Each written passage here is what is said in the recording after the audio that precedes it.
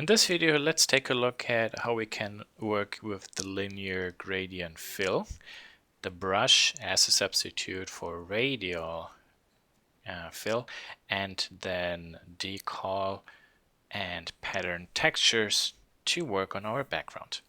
So let's take a look at the gradient tool first, which is under the paint bucket, and once you click it, you will see upper left corner you have a gradient tool. We can click on it and then you see different gradients you can select.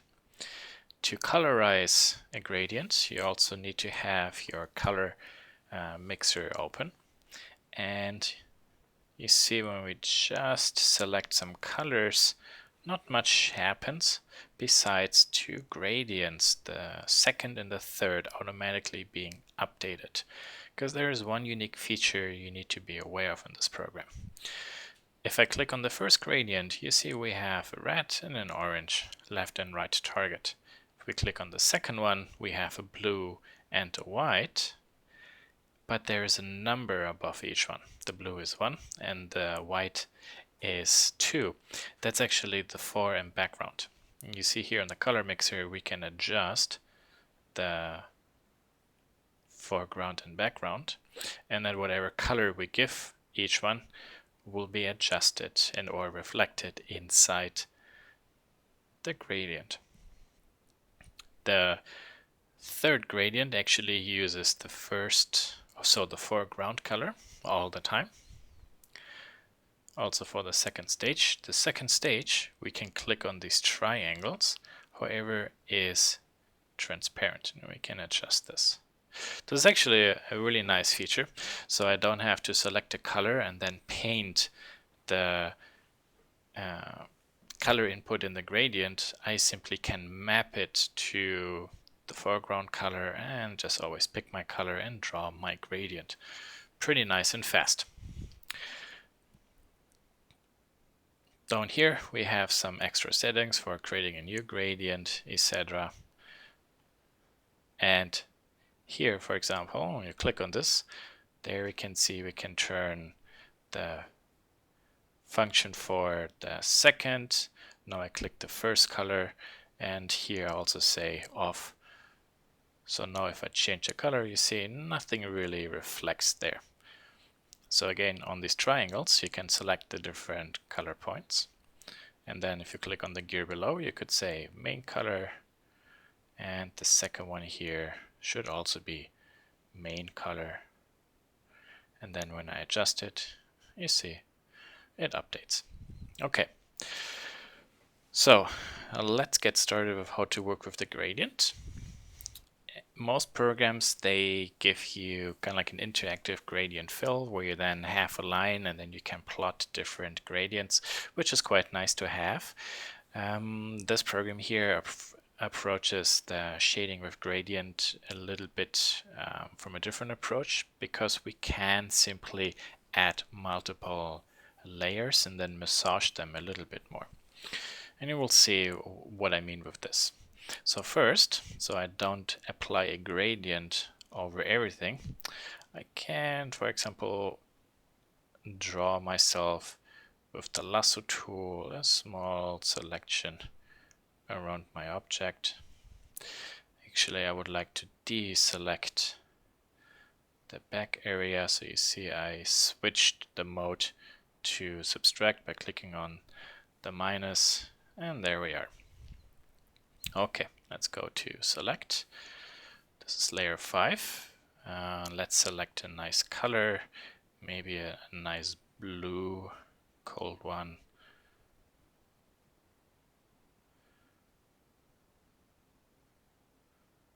Maybe like this. Okay, and let's try it other direction. Maybe like this. So based on the distance where you start and where you end, that's always the one color blending to the other color.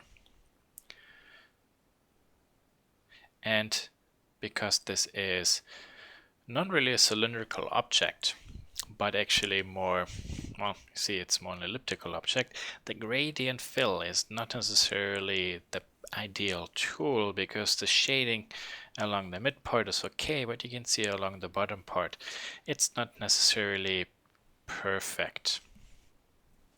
But okay.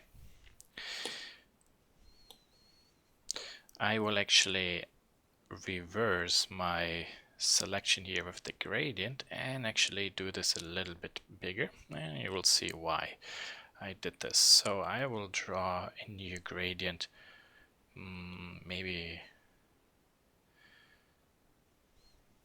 a little bit like this. Okay, good. Then I will add a new layer, and maybe I will select a somewhat different tone there. And let's say maybe we do the same from the top coming down.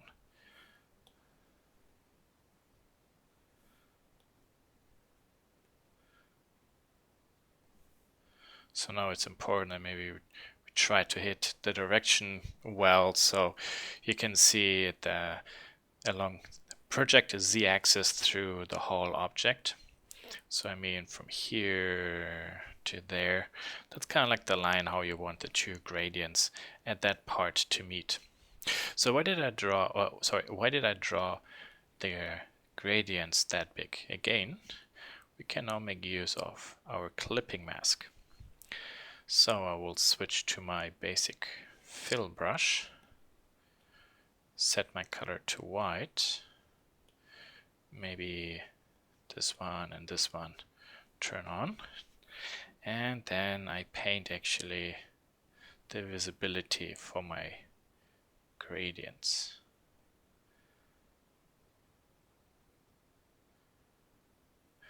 And then in the next step you will actually start seeing why, well, at first it looks like a disadvantage not having the ability to have the direct fill.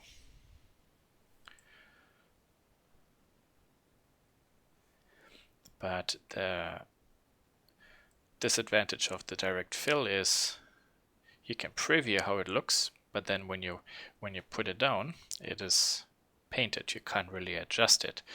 And the way how we approach filling right now in this case is actually we put down much bigger gradients, then we work with a clipping layer. Okay, and then we can actually, let's turn off the selection, go to the individual layers, go to the manipulation tool, and if we want to move these parts around a little bit more, maybe here, that's the top one. You see, this is actually quite nice if you want to have some sort of extra flexibility to later control these parts, because this gradient, for example, I could also rotate. So let's rotate this. I do this on purpose a little bit too crazy so you can see the outcome. But now I have two different directions. That's not really possible with a normal linear gradient tool where you have the ability to quickly put down different colors for a blend, but then it still remains just being a linear element. Okay, now we can also work with the transparency if we want to add more or less to it. Another element that is not so easy achieved with the dynamic fill tools. Okay, so that's kind of like the way how we can work with a normal fill, the linear blend tool.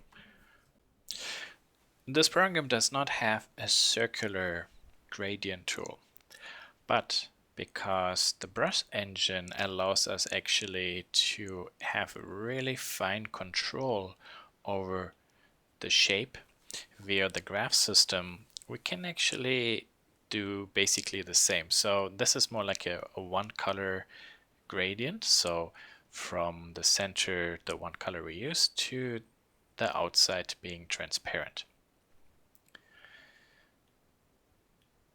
So let's say we maybe select this color there, maybe a little bit darker like this, and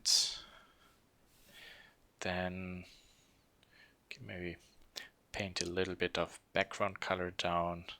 I can do it this way. Okay, so let's say in the upper left corner I would like to have a nice highlight. So I could go ahead on a new layer, obviously now with white, change my size, and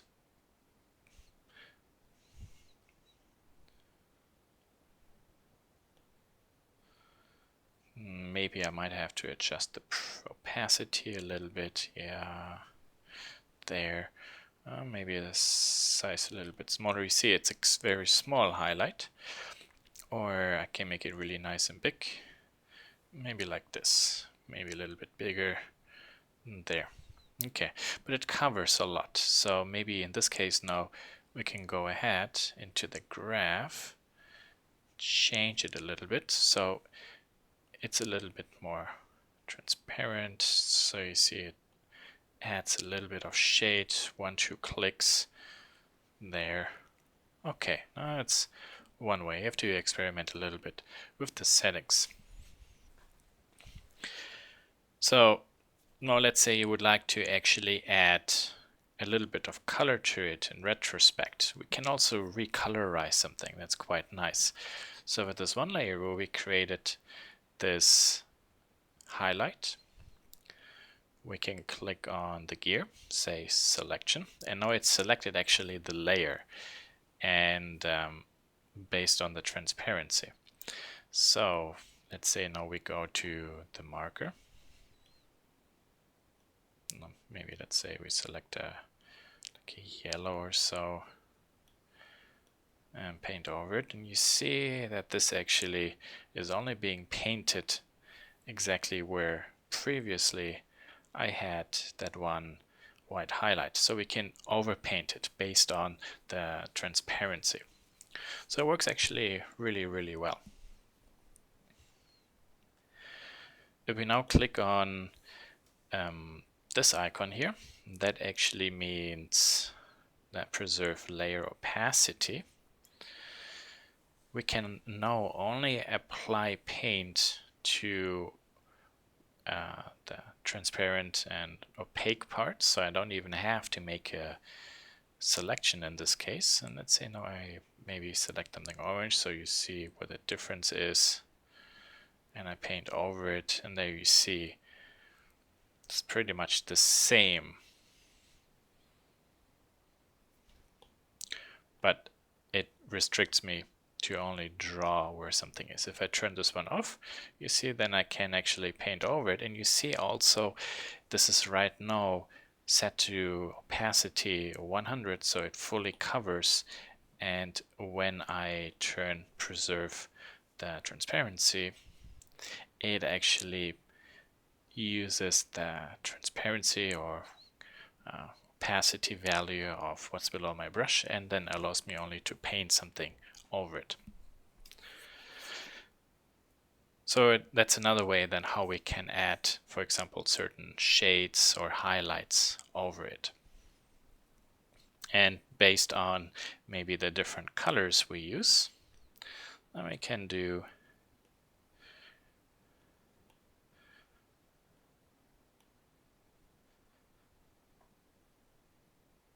maybe like a different set of looks.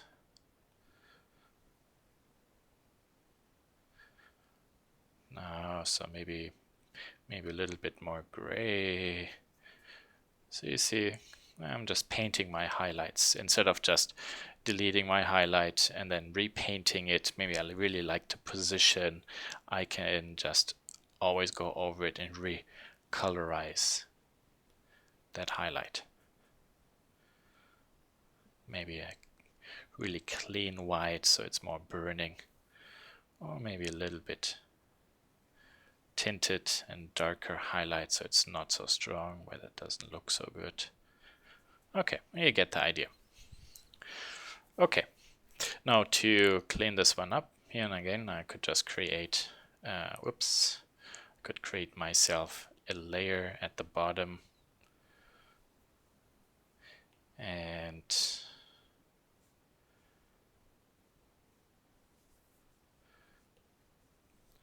let's set this to white and zoom in. We can turn the clipping on, and we can start painting the stuff as usual.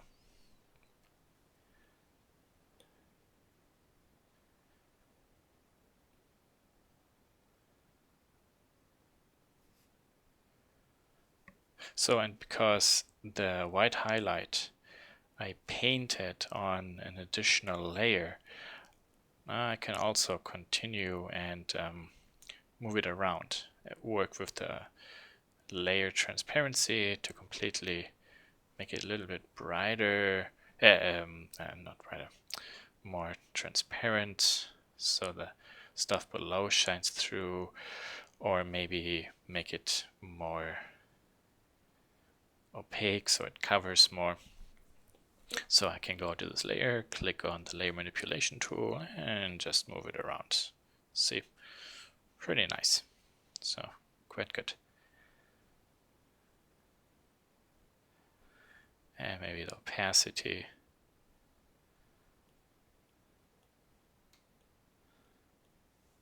And even here, the other part I can move around a little bit.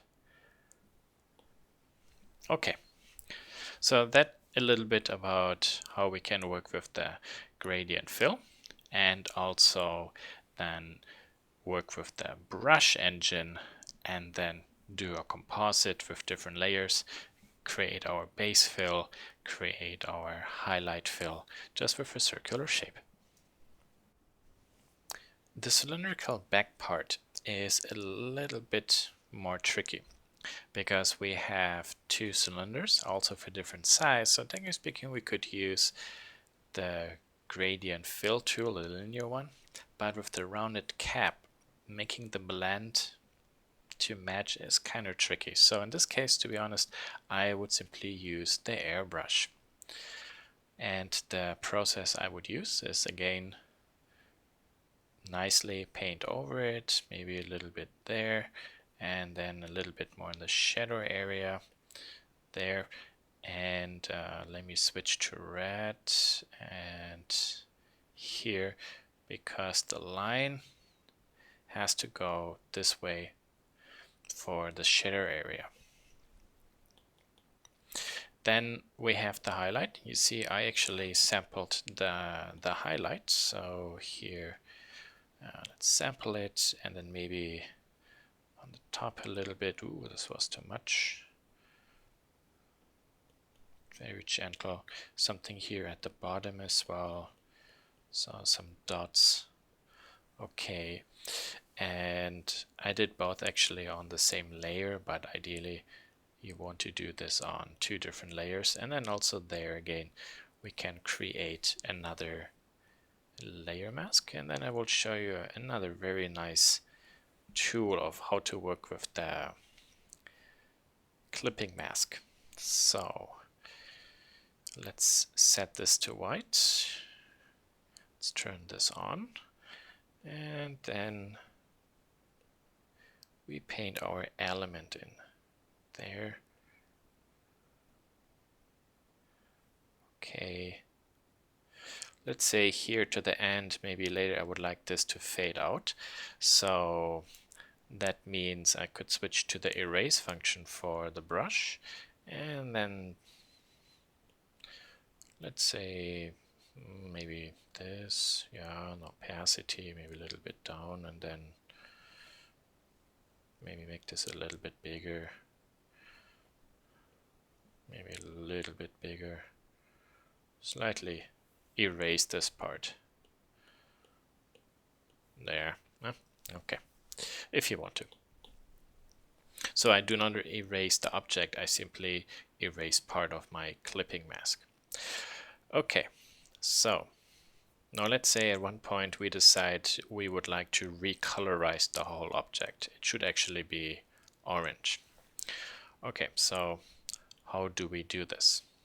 I set this back to my colors here, there, and let's say I would like to use maybe this orange. And on this layer, I put a color dot down. And let's say for the highlight, maybe something like this. Who knows? Okay, so here I have my gray base. I can turn on the preserve transparency, select my dark color, and just paint over it. There's other one. The opacity check is on, and I just paint over it. And you see, I totally matched the color of both objects. So fast. Let's say maybe now I would like to try out a nice grass green. Maybe a little bit darker. Ugh. Yeah, maybe like this. And let's go to here. Perfect. Okay. Yellow highlight. So there's the highlight. And there's my highlight put over it. Perfect. See, very, very functional by just breaking these different elements up into different layers. And because we have linear gradients here, I can easily recolorize everything, and this way recolorize the whole object with just turning on the layer opacity to preserve it and just paint over it with whatever tool I have. To better separate this drawing from the paper, I should add a more defined contour line to it. So the brush I will use for that is actually my Sharpie. And I have it set up so that based on the speed, the lines get thinner. So this is very good when here I draw carefully and then I accelerate and draw slowly and accelerate. Maybe this line should take too long.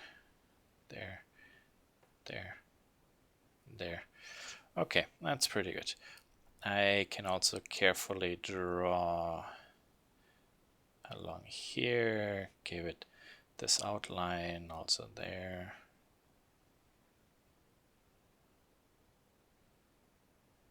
Okay, but this doesn't really look very good, and it's very difficult to draw precisely and then fade out. Well, actually, in my case, I hit it. But let's say you drew something like this, and we can go ahead and, for example, thin this line out a little bit, but it's a lot of work. I don't know if really we want to do it that way. So instead, what we can do is we can adjust the opacity if we want to. Or for example, the pen pressure. So maybe we add pen pressure to it there. So I draw without pressure, and if I press hard, do I see something? Oh, I have the eraser on. Wah, wah. So no pressure, a lot of pressure, and there is the line. Okay, but the thing is, I draw a lot more a longer line and then a short part where the line fades off. So where it fades off, maybe that's where I want to press, not for the longer part of the line. So I can simply reverse this direction there. Okay, so now if, for example, I press and then release pressure,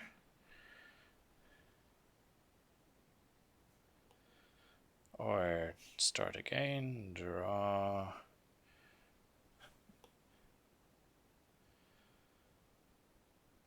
and then press harder, you see it actually fades out.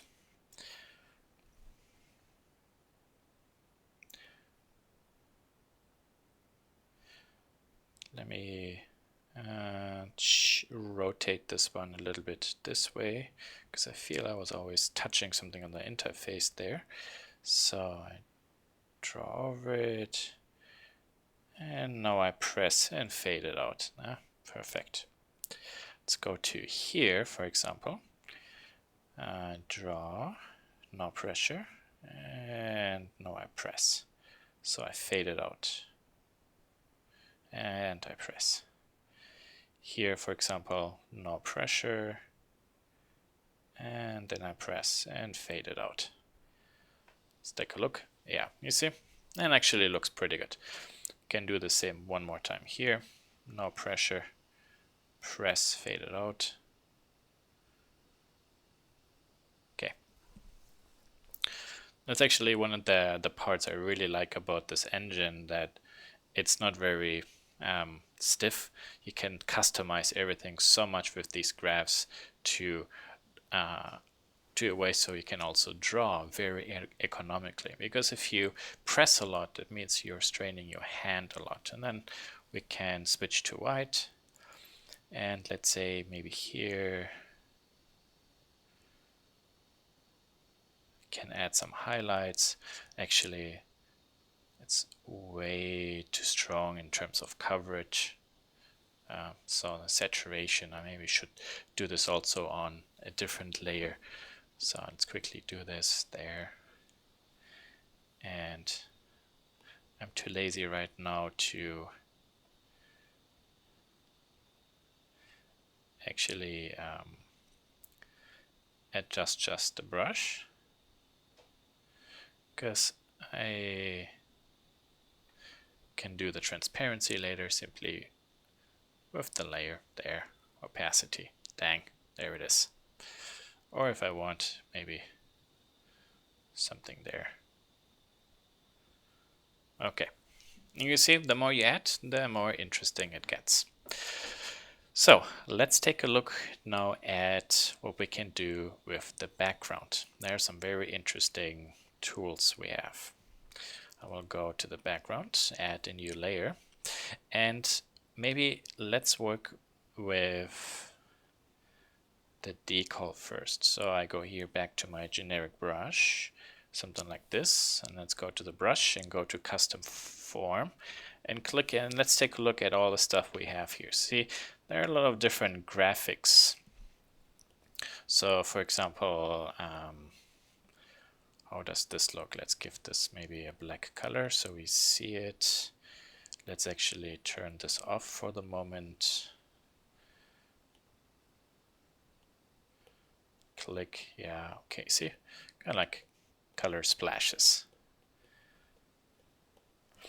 We can adjust the size to make each stamp or decal bigger or smaller. And we can of course adjust the transparency so it doesn't stick out so much. Now I made this all in black. That's maybe not what I want. So again, I click on the transparency function, maybe select color, and then I can paint over it. Maybe a different color. See, very, very good. Obviously, if we do everything with the same shape, it's not going to look very unique. So maybe let's add something different to it. So yeah, just feel free playing around with those effects. But you're not limited to the forms the software comes with. So those are basically squarish, black and white, or grayscale images. So you see what's white, no paint is being put down, and then where it tends to get more to black, it actually puts more opaque color down. So if we, let's say, go to a browser, now you can type in maybe paint splash texture or whatever comes to your mind, structure-wise, you might like to use. For example, something like this would be very, very good to use. And for example, the next one I'm going to show you is kind of like this halftone. So how do we get something like this into the program? So let's go back to PainstStorm. By the way, let's actually go to this program, because here, as you can see in the squarish format, I created a small graphic. just with those dots, because this I actually will now use to paint the background, not just to, like in this case, stamp it. So I go back to the circular form and let's go to texture, use texture, go to import new texture, and I have that image somewhere here, halftone pattern there, and there it is. Okay, good. Let's make a new layer for my background, and let's actually sample that green color, and let's see what we can do with it. So you see, I can actually paint this pattern in the background. If we adjust the size or scale, the pattern gets smaller.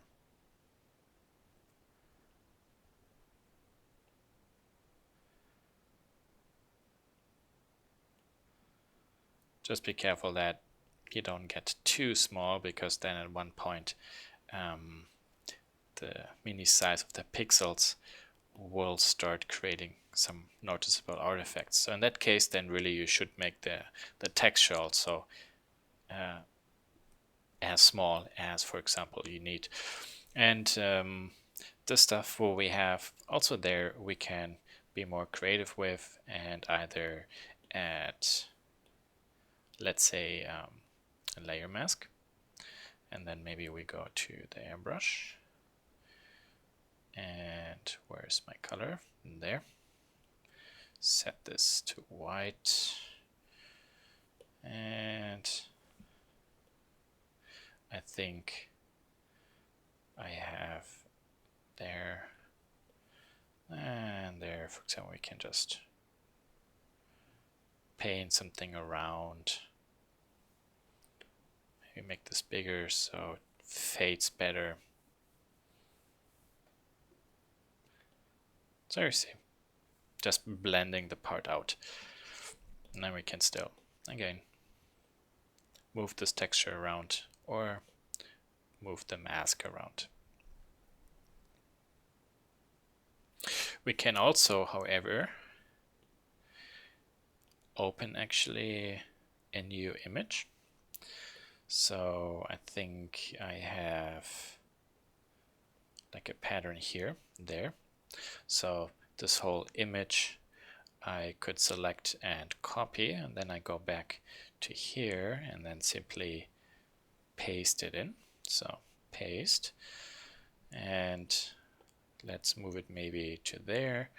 I would like to do a transformation there. Maybe let's rotate this one a little bit. Okay, good. There. And let's say I would like to put a gradient over it. So we turn on the maintain opacity, then let's go to the gradient tool, and maybe let's see what we can do. See, on there we colorized it, and actually the dots are also colorized.